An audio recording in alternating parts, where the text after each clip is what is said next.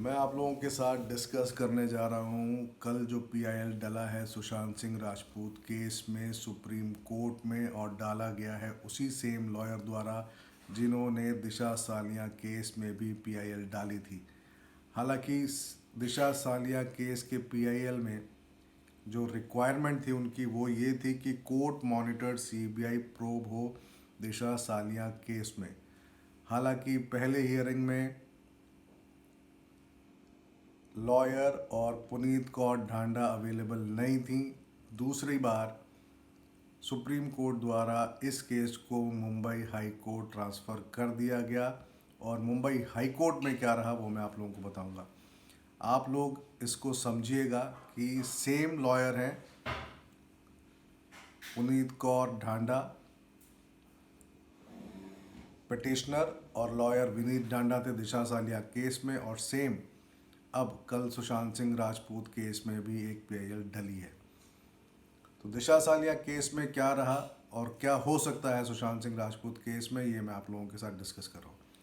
तो दिशा सालिया केस में जब बॉम्बे हाई कोर्ट ये केस गया तो निकल कर आया कोर्ट से, सबसे पहले इनकी रिक्वायरमेंट थी कि court monitored CBI probe into Disha Salian case हो, also said that the Mumbai police be directed to hand over the investigation report to the petitioner, maintaining that there was no reason to entertain the PIL.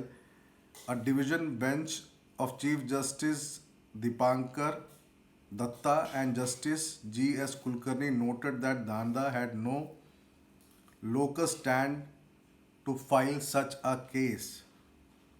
It added, if there is any foul play, the family members of the deceased can pursue the same as per law.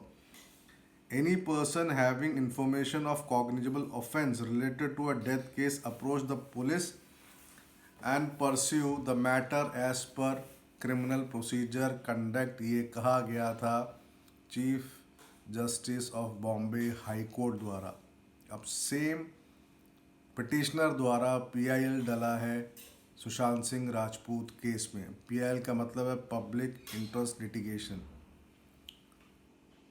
जो plea है वो ये कहता है, sought direction into the CBI to complete the probe within 2 months and submit a final report in the concern court. तो अब इस पर क्या निकल कर आएगा ये देखने और समझने वाली बात है। मैंने आप लोगों के साथ सिर्फ डिस्कस किया क्या रहा था दिशा सालिया केस में और सुशांत सिंह राजपूत केस में, जो कि पिटिशंस फाइल किए गए थे सेम पिटिशनर्स द्वारा। फिलहाल इतना ही, कुछ और केस में कुछ और देर में। धन्यवाद।